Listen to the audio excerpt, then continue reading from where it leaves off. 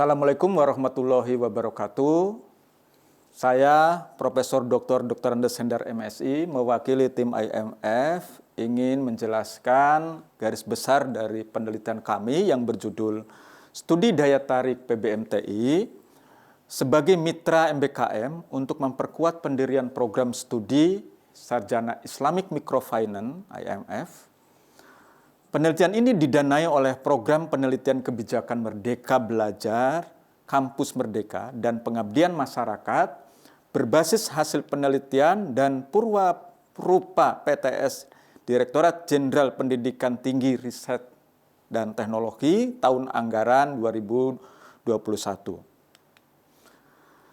Penelitian ini dilatar belakangi oleh sebuah situasi di mana perkembangan industri keuangan mikrosyariah, baik yang terdaftar di OJK maupun Kemenkop UKM, mengindikasikan kebutuhan masyarakat akan lembaga ini untuk memberikan pelayanan keuangan bebas riba, terutama khusus untuk masyarakat yang miskin. Yang kedua, salah satu wadah lembaga keuangan syariah adalah PBMTI yang berusaha untuk membantu implementasi fungsi mal dan tanwil. Oleh karena itu, perlu menjaga perkembangan lembaga keuangan mikro syariah LKMS. Salah satu faktor yang membantu perkembangan lembaga keuangan mikro syariah adalah sumber daya manusia yang kompeten dan memadai. Permasalahannya di tingkat mitra, ini berdasarkan diskusi kami dengan PBMTI. Yang pertama adalah tantangan mengenai kurangnya kompetensi dan pengetahuan sumber daya manusia berkaitan dengan pengelolaan di bidang keuangan mikro. Dan yang kedua adalah tantangan mengenai kurangnya suplai sumber daya manusia ini yang memadai.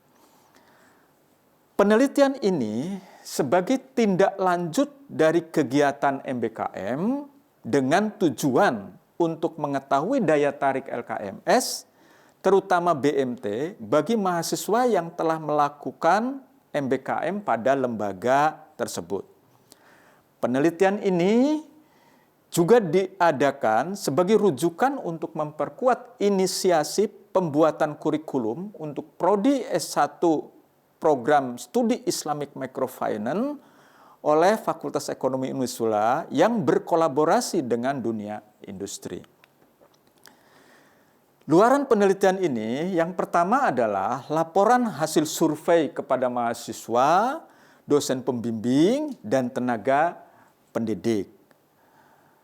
Tujuannya adalah untuk memberikan kontribusi pada perbaikan pelaksanaan MBKM dan memperkuat inisiasi pembuatan kurikulum Prodi IMF.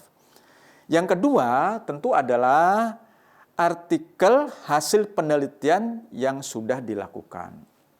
Oleh karena itu, output dari penelitian ini kami berharap bahwa hasil dari penelitian ini akan dibuat menjadi artikel yang siap untuk dipublikasikan pada salah satu dari ketiga pilihan, seperti jurnal terindeks nasional,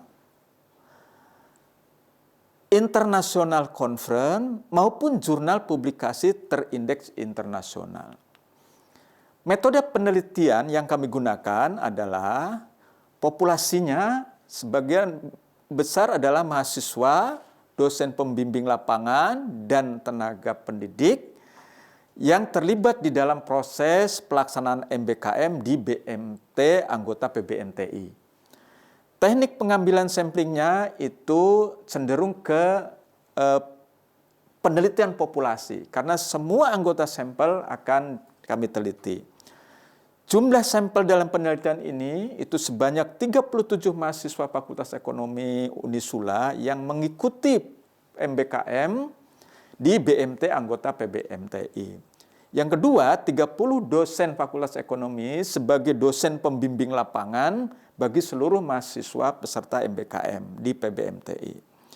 Dan Ketiga, ada 2 tenaga pendidik di Fakultas Ekonomi yang membantu kegiatan administratif terkait pelaksanaan MBKM di BMT PBMTI. Tahapan-tahapan penelitian itu ada 3 tahap. Tahap pertama itu adalah tahap pra-penelitian. Pada tahap ini, rapat penyusunan jadwal penelitian telah dilakukan, kuesioner, undangan, dan penyusunan instrumen untuk proses pengumpulan data, itu insya Allah telah dilaksanakan pada minggu pertama bulan Desember. Kemudian pada tahap kedua, tahap penelitian itu akan dilakukan penyebaran kuesioner, pengumpulan kuesioner, pengolahan data kuesioner, sampai dengan analisis data yang dibutuhkan. Ini direncanakan itu ada pada minggu kedua dan minggu ketiga bulan Desember. Dan yang ketiga, tahap pasca penelitian itu nanti akan dilaksanakan penyusunan studi survei, hasil survei, penyusunan artikel, dan submit artikel penelitian. Demikian yang dapat kami sampaikan. Assalamualaikum warahmatullahi wabarakatuh.